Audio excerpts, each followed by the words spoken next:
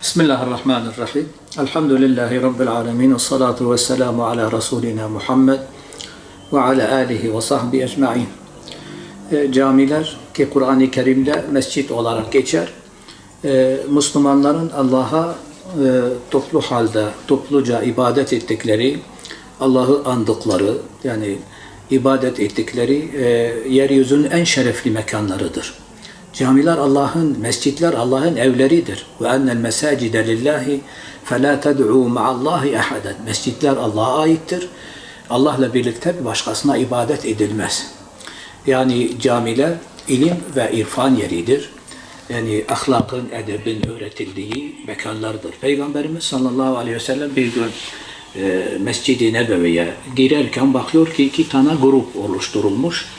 Bir grup dua ile iştigal ediyor, diğer grup ise ilimle, tedrisatla meşgul olduğunu görüyor.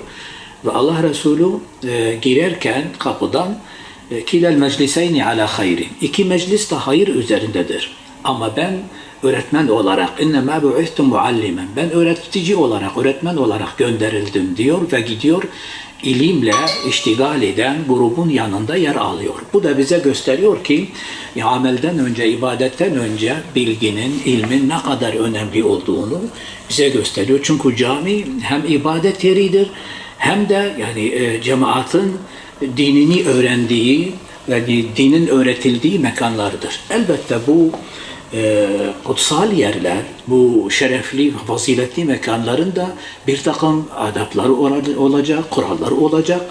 Yani camiye bir kere dua ile girilir ve dua ile çıkılır. Keza camide yani böyle bağırıp çağırmak uygun olmaz. Hele ibadetin yapıldığı bir sırada yani gürültü çıkarmak, yüksek sesle telefonla konuşmak veya ticari alışveriş yapmak, kaybolan bir malı ilan etmek gibi hususlar yani uygun değildir. Allah Resulü Mekke'den Medine'ye gittiğinde ilk olarak inşa ettiği Mescid-i Nebevi olmuştur. Necran oğullarından bir arsa alıyor ve onun üzerine vakfediyor, üzerine de Mescid-i Nebevi'yi inşa ediyor. Yani ki Müslümanları bir araya getirmek için. O açıdan yani camilere girildiği zaman yani ister yerli cemaat olsun, ister yerli turistler veya yabancı turistler olsun mutlaka yani kurallara uyması gerekiyor yani. Yani tesettüre uygun olması gerekiyor. Eğer yani camiyi ziyarete, özellikle tarihi camileri ziyarete gelen turistler eğer ibadet vakti ise bir kenarda bekleyecek.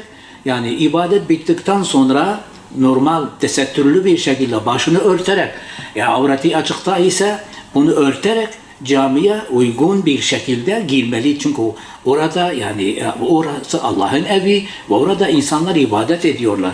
Dolayısıyla ister yerli turistler olsun, ister yabancı turistler olsun. Ama üzülerek ifade edelim ki yani bizim yerli insanlarımız dahi bu kurallara uymuyorlar yani. Oysa yani bizim dinimizde camiler çok önemli bir yer tutar.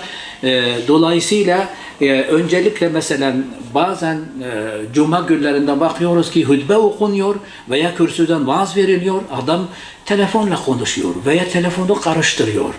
Değil mi? Ya, oysa orası toplu halde ibadet ettiğimiz yerlerdir yani. Şimdi hatta Peygamberimiz diyor ki yani yemeğinize dahi dikkat edin. Yani sarımsak eğer veya soğan gibi başkasını rahatsız edecek bir yemek yediğiniz zaman mescide gelmeyin diyor Allah Resulü sallallahu aleyhi ve sellem.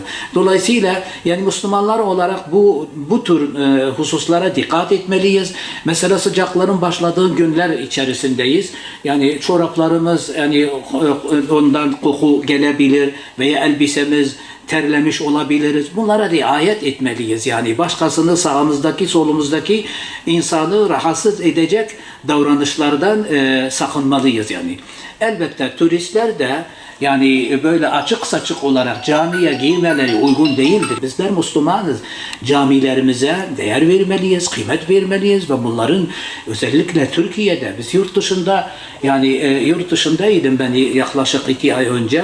Orada Müslümanlar kendi aralarında topladıkları parayla bir binayı satın alıyorlar, camiye dönüştürüyorlar ve orada ancak inançlarını, ahlaklarını, örf ve adetlerini o camiye gelerek koruyabiliyorlar. Biz ise bu camilerin kıymetini bilmeliyiz. Onun için ben her zaman söylüyorum. Yani bu ülkenin, buradaki camilerin, minarelerin, okunan ezanların kıymetini öğrenmek istiyorsak yurt dışına, batıya, Avrupa'ya gidelim. Orada birkaç ay kalalım. O zaman ne kadar değerli olduklarını o zaman anlamış oluruz. Aslında özellikle tarihi camiler böyle ziyarete açık olan, yabancı turistlere uygun olan camilerde aslında bir görevlinin orada bulunması ve orada Türkçeyi bilmeyen, dilimizi bilmeyen insanlara da böyle tercümanlık yapması, yabancı dil bilmesi ve onlara da yani cami hakkında yani bunun dinimizdeki yeri hakkında onu bilgilendirmesi gerekiyor. Bu çok önemli. Hatta orada yani bazı kıyafetlerin de bulunması, kadınlar için olsun, erkekler için olsun yani camiye girerken o kıyafetleri giyecek şekilde o kıyafetlerin de orada hazır bulundurulması gerekiyor diyorum.